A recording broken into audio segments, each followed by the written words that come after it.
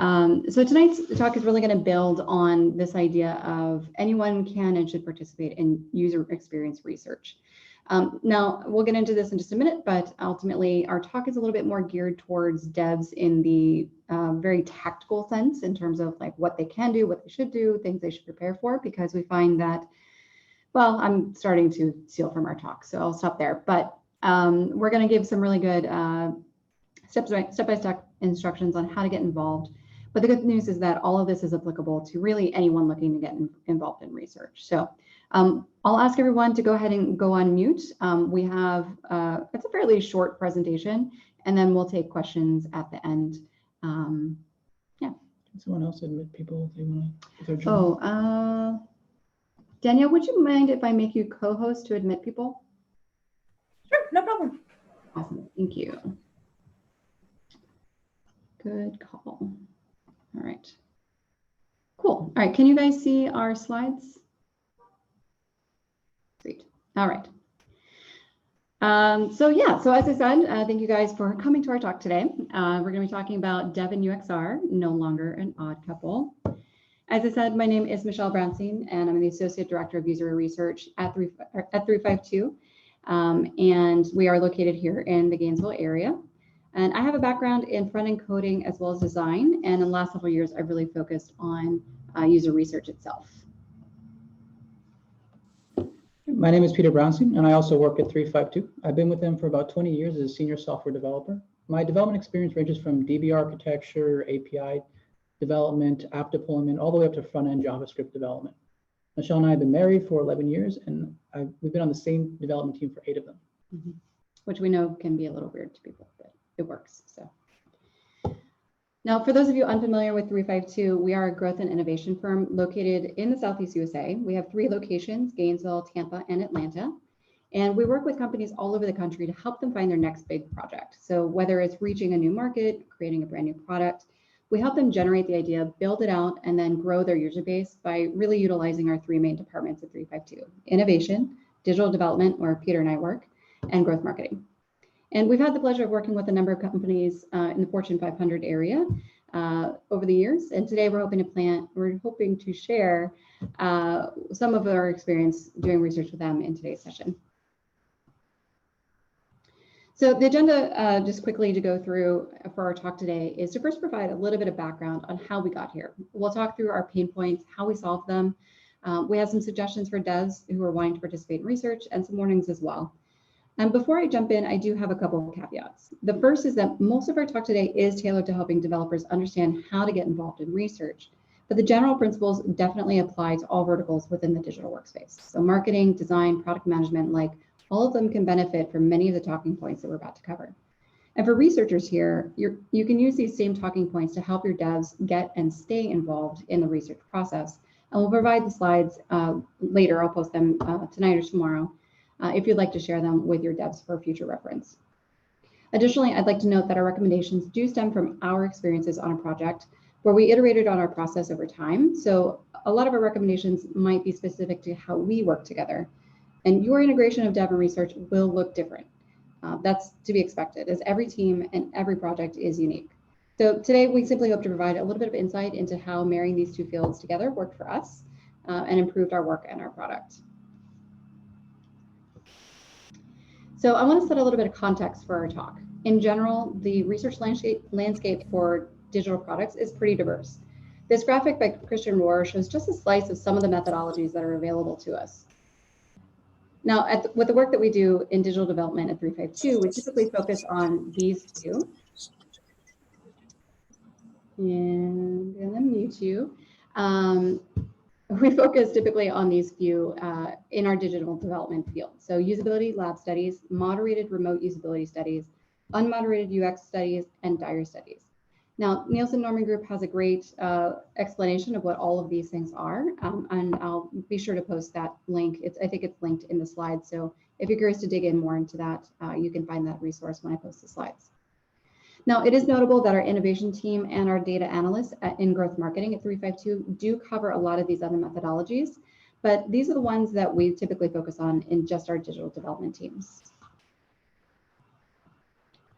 Now for today, I really want to focus on these two methods as we found that they really benefit the most from developer involvement: usability lab studies and moderated remote usability studies. Now, originally when Peter and I started at 352 ever so long ago, we had no user research to speak of. Our designers relied strictly on their creative skills and understanding design principles to make sure that things were really as usable as possible at the time. Now, over the years, our designers started really incorporating literature reviews to improve our products. And when we did need heavy research done on a project, at that time, we typically outsourced that work. Now, about 8 years ago, we switched to Agile and Scrum and cross-functional teams, and we started to really introduce the idea of democratized user research with designers doing the research on our development teams. This led to more ad hoc evaluative research on our dev teams for both the designs and the development work that we were creating. And over time, our clients started to see the value of the research we were doing for guiding product decisions, which of course then led to more research for our designers to do to evaluate the work that was being created. Now, the dev teams quickly started looking and planning for opportunities to run more in-depth research in our client projects, and it became a formal part of our process. But in all of that, developers only really participated in research as a tech support role, setting up test environments and other technical requirements needed for testing. So by devs not fully participating in research, we identified 3 main pain points. First, we started with noticing that before research, we were not properly brainstorming and planning out the questions that devs needed answered. Devs very regularly had questions later in the process, but it was often too late, and the researchers were not able to provide the answers that the devs were hoping for. We next noticed a pain point during research sessions. As the research team found themselves helpless to know why something was going wrong, often the product felt like a black box to them, especially without having any developers to provide insight. And finally, after research, we observed that the results were not having a lasting impact. Developers were enjoying the research findings, but not everyone was able to carry those results into their work, planning, and other meetings. We found this to be very difficult for researchers, as down the line, they often felt alone when having to bring back up those previous findings. Now, I'd like to provide you with a case study, which will help put the rest of this talk into context, as many of the recommendations we have do come from the numerous rounds of testing that we did on a particular project and the iteration of our process over time. Now, Peter and I recently worked on a fintech phone app where users had to connect their financial institutions into the app in order to get a picture of their overall financial health. Now, because personal finances are personal, we found that we couldn't really leverage prototypes for testing because people really didn't understand the data we were showing them because it wasn't their own financial data. So we had to test an MVP developed product so that people could visualize their own finances in the app. We decided to do moderated studies to allow us to ask questions about the experience beyond what we could do in a typical unmoderated study. So pre-COVID, we would ask participants to come into a lab, download the app to their phone. We'd ask them to use the app and follow certain steps. And we'd use Zoom to show the larger research team the participant's phone and their faces in a live stream. Now, because of the very linear MVP product we had created, we found that in testing, we would run into a number of roadblocks, preventing us from being able to test feature sets that were downstream. So for example, if someone wasn't comfortable connecting their financial institutions to the app, which is a reasonable security concern, particularly during a testing session, we weren't able to make progress on the rest of the test. Similarly, if a participant ran into an issue that precluded them from making progress in the testing, we were stuck without being able to finish the usability study. We also ran into issues we couldn't understand during testing and couldn't gain insights from because the app was a bit of a black box, as Peter mentioned, where we weren't sure what was happening with the third parties, and we really didn't know why the data was behaving the way that it was. And if we found something interesting that we wanted the devs to dig into, understanding what was happening in the data after testing was hard for the devs because of the nuance of the user's interactions with the database. Lastly, devs weren't able to ask questions after the fact, leaving some aspects of the data and bugs just a mystery. So after one round of testing in this way and having these not great outcomes, we switched to having Peter participating in the entire research process, from creating the research questions with me, listening, troubleshooting during the testing sessions, and debriefing with the greater research team after each participant session was over. We also took the opportunity to get all other verticals involved in testing to support the research in similar ways. Now, Peter's participation in particular was helpful as he was able to help me remove roadblocks during testing. For example, he helps me navigate around roadblocks and even went so far as to manually enter data when a participant got stuck just to keep us moving. He was also able to provide insights into why something might be off for a participant during testing. For example, one participant's financial health was erroneously shown in the app and was so negative that the participant was actually visibly distraught during the test. Peter was able to rerun his numbers and provide me with information so that at the end of the study, I could reassure the poor participant that his financial health wasn't as bad as it might have appeared. During debriefs, Peter was also able to provide a different perspective, both from a technical perspective and just a different life lens to look at the study through. And lastly, he was able to be a voice for UX when in conversation with the developers after testing was completed. So let's take a closer look at what occurs before research, because this is the best time to solve the issue of getting the most of what everyone needs out of the research sessions.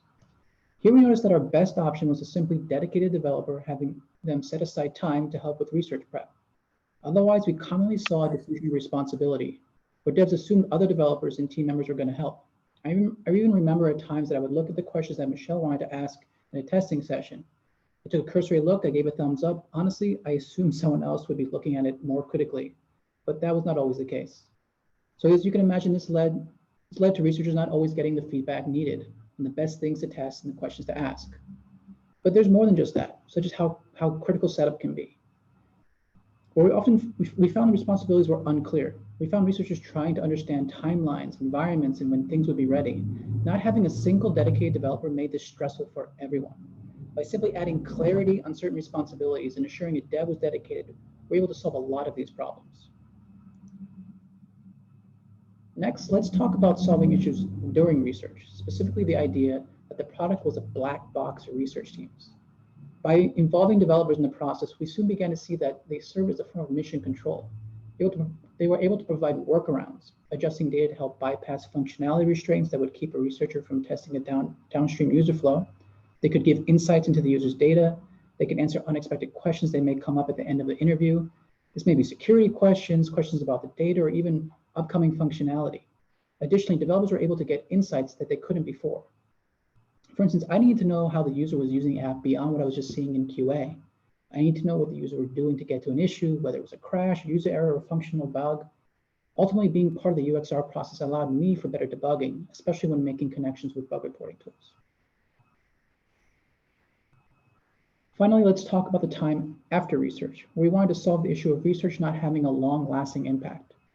First off, by having a dedicated developer, a researcher finally had at least one dev's attention and time. They no longer had to compete for their attention, and they could be assured that the lessons learned were not going to be forgotten. When it comes down to it, empathy must be experienced, because in order to have appreciation for the user, there needs to be more than just a 1-hour meeting where devs are listening to a summary. By bringing a developer along through the whole process, this gave at least one dev further buy-in to the results, ensuring there was a voice for the user amongst the developers long after the research tests. Now, there's a number of tools that we used that we found helpful for coordinating between the greater research team, but particularly between Peter and me while I was in the lab with participants. We used Zoom to live stream the videos of the participants' phone and their faces so that the team was able to view the research live remotely. I will say that regardless of using Zoom, if the research team is going to be at research in person, try to do the same as a developer. I know from experience the session debriefs are difficult when you're not in the same room. Simply make sure you bring what you need in order to work effectively. This may not always be easy. You may need to VPN into a network. However, do make sure you have everything you need to triage when the time comes. We also leveraged Slack to allow the greater team to communicate without distracting me during the sessions. This allowed them to talk about what they heard and curate questions together for me to ask during the testing. In fact, Slack is a great area where a developer can better help the rest of the team. There'll be situations where the team might wonder why a bug is showing up yet again, or just be confused by what they're seeing in your test environment. Slack is where you can provide the insight that they were previously not able to have. Miro we used for group note-taking, and we organized our boards to allow for some light coding of the notes as well. I also created an empty board that I kept open during the session so that the team could provide me with curated questions to ask on that board, or they could provide me with insights that I needed in order to make progress in the session. Lastly, we used Marinara Timer to set up a series of custom timers that coincided with the time boxes on my testing script so that I could stay on pace. Marinate timer also allowed me to share that timer with the team so that they knew how much more time I had left in each section and whether there was time for follow-up questions during that portion of the session. So let's now dive into the specific flow for devs before research, but please note that some of this will still be applicable to other verticals. For instance, if you are a researcher, definitely make sure that the developers is considering these recommendations when you're working with them. With that said, as a developer, you first need to strategize with research on the time of builds, bugs, and in-progress work. Stay in constant communication to ensure the researcher knows what will be ready for research. Next is setup, where you need to ensure everything is launched. When possible, we recommend a testing environment that's separate from development and QA, one that allows you to test new features, but also ensure the testing environment is stable. Most importantly, make sure to QA that environment before research begins. And finally, help with preparing user flows and the questions that should be asked. This can be difficult at first, but often a developer has more to contribute than they think. It's also important to note that changing the questions in the middle of research can be difficult, if not impossible. So now is the time to think about what you need to know from your users. Next, let's talk about the flow during research sessions. First off, organize your workstation to do your magic. This is the closest you're going to get to being that badass programmer we see on TV shows that are typing away solving problems for people in the field. Trust me, you don't want to mess it all up waiting for your IDE to start. Next is attend and actively listen. Don't drift off, get in the zone, listen carefully for your cues. I honestly remember the time Michelle was talking to a participant and she said, "I'll have someone set that up for you while we move on." And it was at that moment I realized, shit, I'm that someone. And at that point, I scrambled feverishly to get what she needed done. I learned quickly that I needed to pay attention the entire time. So that brings up triaging, and this is where developers shine. You'll have your cues from the researcher for when it's time to get your hands dirty. You need to look at the database, the code, third parties, hit APIs, and honestly, whatever it takes to help with the research team or the participants. As a tip, the developer and the researcher may want to agree ahead of time on what those cues might be. For instance, when working with Michelle, moving forward, I listened for cues like, "I'll have someone look into that while we move on." In time, I noted that anytime Michelle was talking about, or to a random third party in the room, that Michelle was actually talking to me. So finally, document what you find from a technical level. This could be bugs or insights into how a feature can change that others may not know. Whatever it may be, you're going to be the best at noting things from a technical lens. Finally, we have the flow after research. This generally starts with participating in session debriefs after each participant. You'll have a perspective that most will not, and you don't want to miss the findings that others come up with. As a warning though, make sure not to solution or even indulge questions on complexity. Debriefs are meant for gathering the insights and ideas generated by participants, or solutioning should be done after the findings are formulated. To be honest, this is an area that developers can struggle with, as we're used to answering questions, especially on how difficult a feature can be. So just do your best to keep that in check. Next is to ensure the necessary changes and bugs are documented properly in places such as the backlog. Again, you have the technical knowledge to ensure the bugs and features have the documentation needed for any dev to pick up later. Keep in mind, you'll have a lot of people you'll be interviewing, so don't just rely on keeping it all in your head. Finally, make sure to continue to be that voice for the user during planning sessions or even while you're working on features.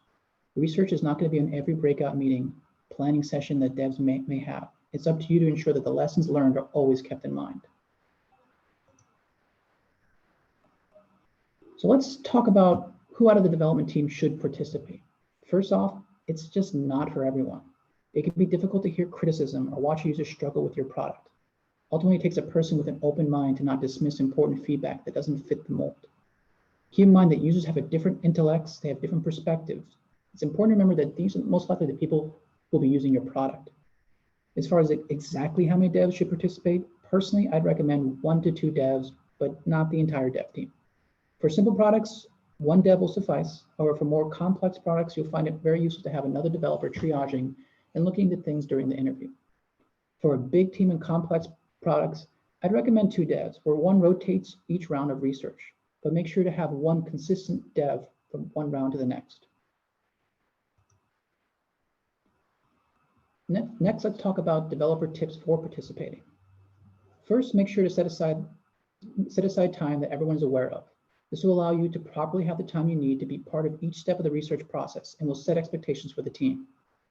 Next, get yourself set up. I'd made this mistake before where I thought I could just join and listen. I soon found myself scrambling, and I learned that taking 30 minutes to set up prior to each testing session was key. When considering questions to ask, whether it's before or during research, think about the last bug you've had or the feature that didn't have consensus from the team. You can't make sense of the data, if a bug's not making sense. This is your opportunity to go beyond the code and tools to figure out what is truly going on. Next, make sure to actively listen. My recommendation here is to do group note-taking. We use Miro, and I found it quite helpful to stay engaged when we're all working as a team to write down what we observed. And finally, remember that users aren't evaluating you, so just don't take things personally and be open to negative feedback, because ultimately, criticism is simply how plenty of people communicate on how they use your product. No matter how negative the feedback may be, challenge yourself to figure out how best to use it to improve things. So now let's talk about how not to participate. First off, don't tell yourself you're just going to watch the recordings later. Trust me, that just doesn't happen. On that note, make sure to show up for all parts of the UXR process. So that means more than just the interviews, such as brainstorming, planning, debriefs. Next, don't passively participate. Don't just join and be a silent observer. Actively participate, as you'll soon find out that you'll have a lot to bring to the table. Don't just focus on bugs. You're not watching QA, you're watching a real user. Take this opportunity to really observe how your audience interacts with your product. And speaking of bugs, don't fix bugs during testing. It will be tempting, but you may very well do more harm than good. Instead, stick to a limited investigation and take good notes. Set you and your team up to resolve the bugs later, but stay focused on observations and good note-taking. And finally, don't muddy up the comms during a session. All walks of life will be using this product. You may at times find users doing things really funny or silly or ridiculous, and you're gonna be tempted to commiserate with the group. The interviews take a lot of concentration, and offhand comments, as funny as they may be, during a session can often distract the team. In addition to some tips, here are some warnings to keep in mind that I actually experienced firsthand as a developer. First, don't let the need for permission to be the sole reason you aren't participating. More than likely, your team is not going to ask you to join. After all, there's this false yet common idea that devs hate doing anything that's not development. Personally, I learned that the only thing that was stopping me was myself. So if you're interested, just talk to your team and set expectations on the time you'll need. The next thing to keep in mind is that it can be draining, especially as you come across complaints and bugs. Also remember that this is essentially an all-day meeting as you go from participant to participant. But don't let it bring you down. Remember why you're there and make sure you have coffee on hand and take the opportunity for bio breaks. It sucks being tired or having to pee while someone's using your product. As a pro tip, get a good wireless headphones that will allow you to take those sudden breaks you'll need while you can still listen in. The next thing to consider is that it can be high pressure as you're pulling the strings. You have to listen for cues, but once it occurs, the time is ticking. There's no pausing of the video, and at that point, you'll be typing and moving faster than you ever have before. But again, it can be exhilarating, and everyone will be extremely appreciative of your insights. And finally, it's going to feel like you're unproductive, because for the days that you're doing the research, you will not get any development done. You set expectations from the team. This will make it easier. And from there, it's just a matter of realizing that you're bringing just as much value to your product doing research as you are when you're developing. So by bringing these two skill sets together, we can amplify them both and create a better product and a sense of ownership over the products that we built together. So if you're a researcher, bring your devs in. If you're a dev, ask to participate. And I'd argue that this extends to the entire UX process, including design, but we'll save that for another time. I'd also encourage you to use the same mindset for all the verticals in your organization. By bringing in a mix of specialties, you'll get better rounded research and benefits you can't even foresee yet. So get involved early and often, and you'll be surprised by the results. So we look forward to answering any questions. And if you are looking to marry your dev and research verticals and would like to bounce some ideas off of us after this session, we're happy to chat on LinkedIn or Twitter about that. So feel free to reach out. So please feel free to take yourselves off mute and let us know if you guys have any questions.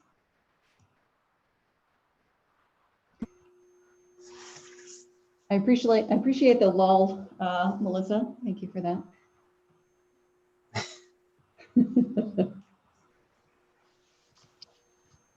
So what is everybody's skill sets in this group? Because I'm sure we have a pretty big mix, and I know this was very much targeted for devs, but I'm curious for the rest of you if there's particular things that you took out of it that were of any use to the work that you do. I think it's interesting to hear kind of from the development side, like that perspective coming into research, because I have only experience in research, so that's something I'm less familiar with. So I appreciated hearing some of that that experience and how it might be a little. Some developers may be uncertain about joining in the research process, which is not something I guess I would have expected. So yeah, that was helpful. Yeah, it was an interesting conversation between the two of us. You know, as we said, we've been working on the same development team for 8 years, and I've been doing research for 6 of them. And it was funny, it was just recently in the last few years that Peter, you know, Peter's always been a big advocate for research because it's my job and he's my husband. You know, for him, he's never really participated. And then once he actually started getting involved, that was kind of the light bulb moment of like, oh my gosh, like all developers should be doing this. There's so many benefits to both of our jobs and the product. So that's why, yeah. And I think you'd be surprised by how many developers actually would enjoy doing it. It was not until I think I started, we had a big enough team at 5 or 6 developers, and no one really volunteered. But once one person did, then everyone else started to get more involved, and you saw more and more developers wanting to be part of it. I think we had 4 developers on one of the research calls. Yeah. So it was great. And it's just a matter of feeling they just didn't have permission, or they weren't wanted, or they weren't allowed to.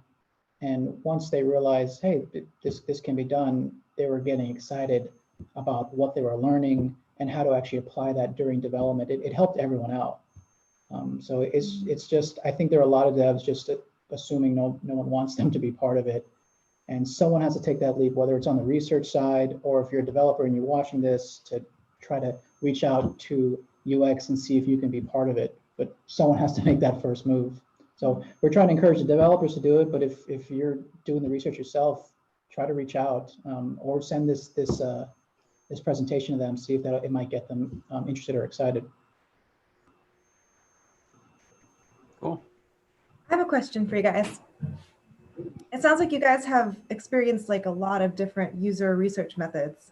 What do you recommend for a team that doesn't have a lot of resources? So it depends on the type of research you want to do and what you're trying to learn.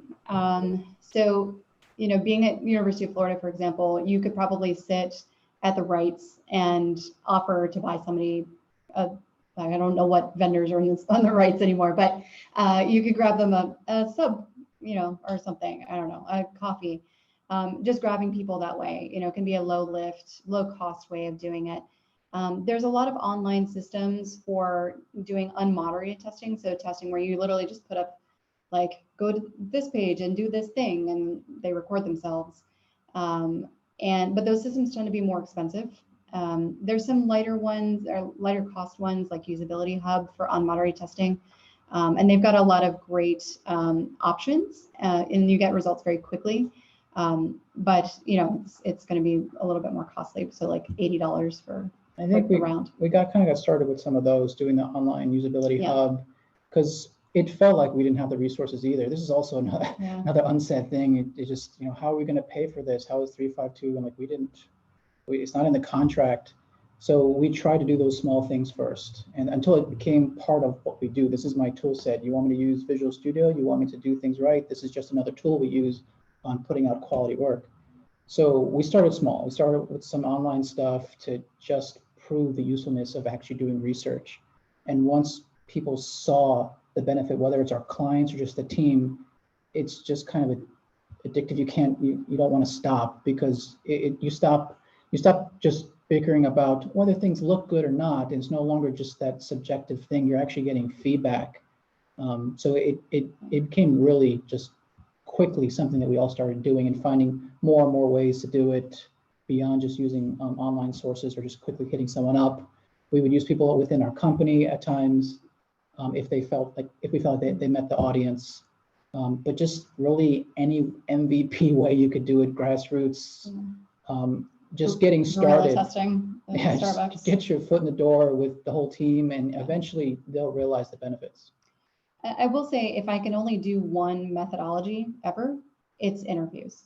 Interviews you can leverage in so many different ways. And while it's not going to validate any design work or marketing work necessarily that you've done, you can get a sense of what's needed and where the pain points actually are that you're trying to solve for. It's shown us not only like where pain points are and those kinds of things, but I found them to poke holes into business models, by doing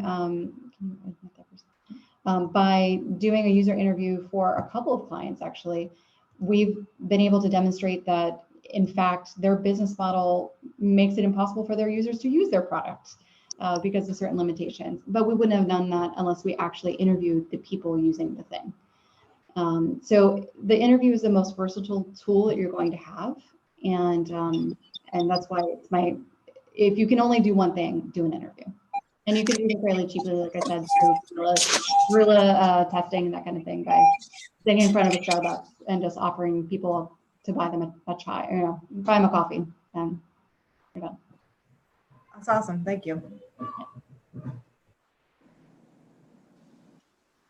I had a quick question. It might be a dumb question, but with some of this, do you think that in some cases, like some of this might overlap with like what a product manager does, or because I know they focus a lot on like, user empathy and stuff like that. So do you think in some situations they could substitute for the dev, or do you think a dev is like essential for being part of the user research? So we actually had a product manager on this fintech product that we worked on. And while they were certainly helpful for having a technical perspective of how all the pieces kind of fit together and that kind of thing, they couldn't interpret the database quite the way that we needed. And they also, because they were trying to participate in the testing as well, they weren't able to do the database analysis and all of that work that Peter did. Yeah, there were some aspects where I was that mission control, that guy in the band listening in and pulling all the strings that product manager just couldn't do. Now it all depends on the type of project you have. Ours is a fintech project where at times we needed them to go through the whole process of putting their information in. If they couldn't do that, we still needed to get them to test the rest of the process. I had to help in those cases. Some projects are not like that. Some of them might just be a marketing site that may not involve that. But there's still an insight that a dev had that even a product manager wouldn't. And there, as I said before, you need to get the development team involved in this. So they're thinking about this as they're developing, as they're coming across a bug, as they're working on a feature, they're keeping all those things in mind. And we don't have someone in the dev team thinking about that, helping them think about that. A product manager is not going to be part of that. They're not going to be helping you while you're making those decisions. So it's kind of a way of thinking, and the best way to get developers thinking that is to have one developer kind of start that, and then it kind of spreads. It does spread, as I said before, it started spreading to everyone. Everyone wanted to think more about UX, and then it only happened once a dev was getting involved. I'll simply add that, I think, Peter, you said this in the deck, but empathy has to be experienced. And so as much as we can drill down information to the rest of the team about what happened in a user interview session, understanding the pain of this edge case that happened during testing and how, important it is that we actually consider that, like that may not fully translate to the devs if none of the devs were actually in the room, because then it's just like an order from on high of, well, we have to consider this thing. Well, I don't think it's really that important. But them hearing the person, so upset, like that poor participant who literally, he was on the verge of tears, like looking at his finances, thinking about his, 2-year-old at home and his wife, and how he's going to go home and tell them that, they were in financial straits. Like that moment, seeing that moment, like that, that really drives things. That was big for me. I was there during that session, and I felt horrible. I had to look up I had to check every single part, because I was not going to let this guy walk home thinking that just because our app had a bug. And if you look at Robinhood recently, where that one person had actually taken his life because of that, you have to have developers. That's not our product. Not our product. You have to have developers be part of this, because before, Michelle used to give summaries, And all of us would listen, all the dev teams would listen, and they'd be like, that was cool, thank you so much. And they'd forget about it the week after, because it's just a 1 hour summary, and they loved it. They complimented Michelle, they were genuine, but they weren't part of any of it. So they just didn't remember it. So it's really important part. Now, I will admit that concept of the product manager overlaps with a lot of what we're talking about here. That's true. You know, it's true with UX and product manager. We've had that before. We've seen that even with development. But at the end of the day, once we all break, we all have our specialties. We have these overlapping moments, and we kind of build each other up. And then we kind of take a break, and then we actually start focusing on what that specialty is. Product manager will kind of be that glue at times, and we can all brainstorm well together. But eventually, you're gonna get into your different expertise, and that's where each person will shine. And it's why it's so important to have everyone involved.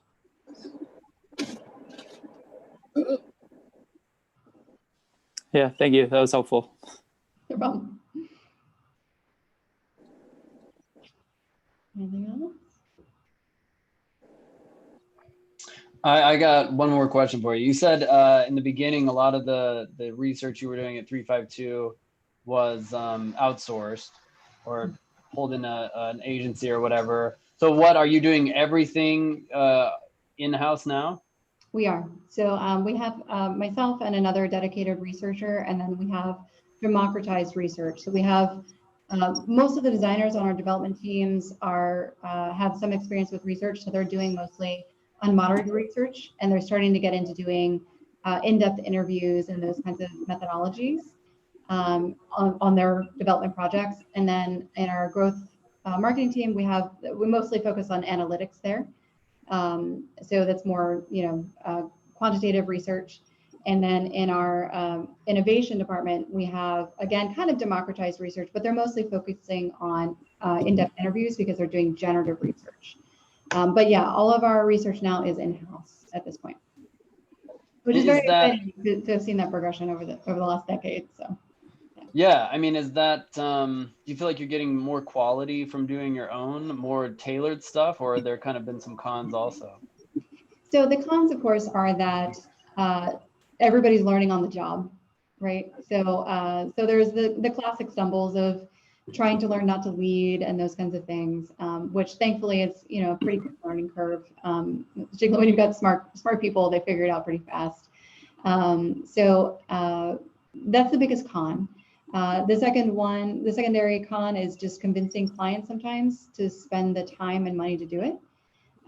Because a lot of times, and this is where the roadblock sometimes happens with the developers participating in research, is the clients don't want to pay for it.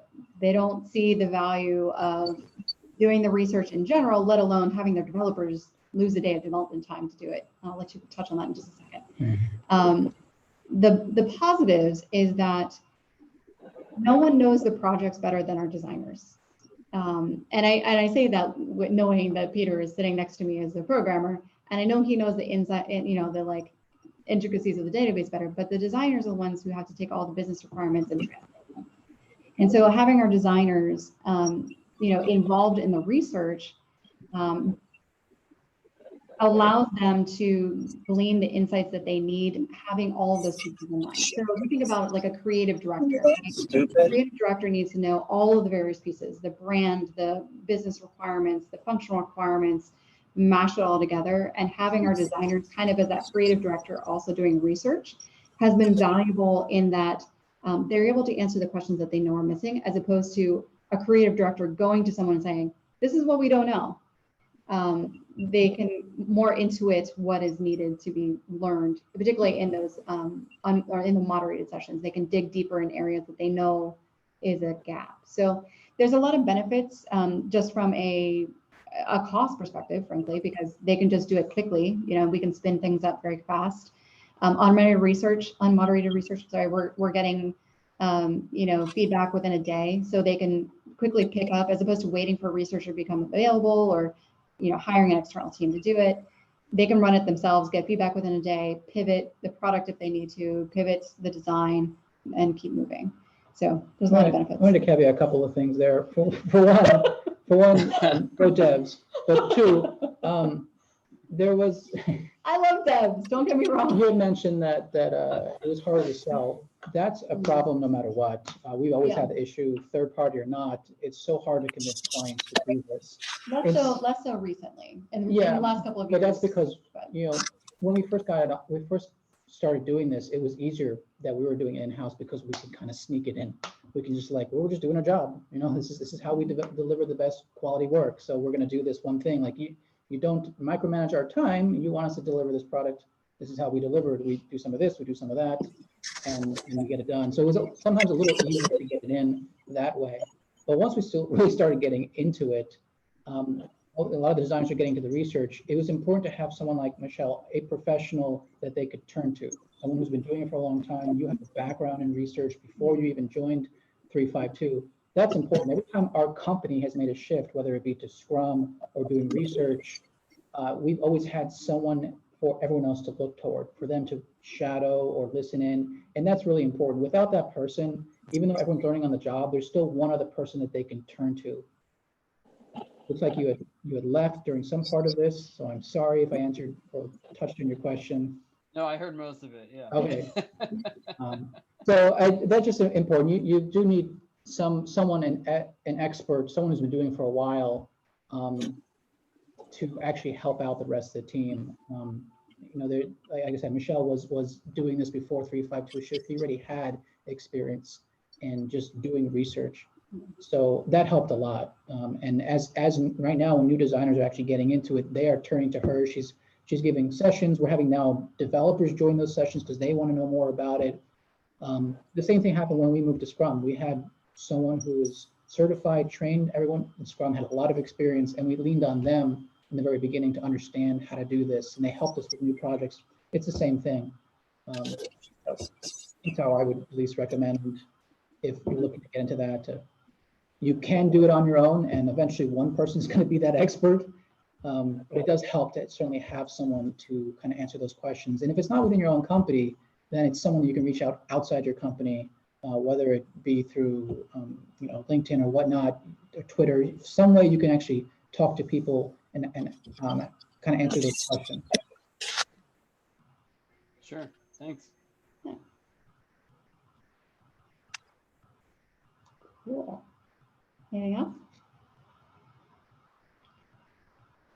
Cool. Well, thank you guys all for joining us and Peter's foray into the UX Meetup group. Hopefully I'll drag him back for another talk sometime.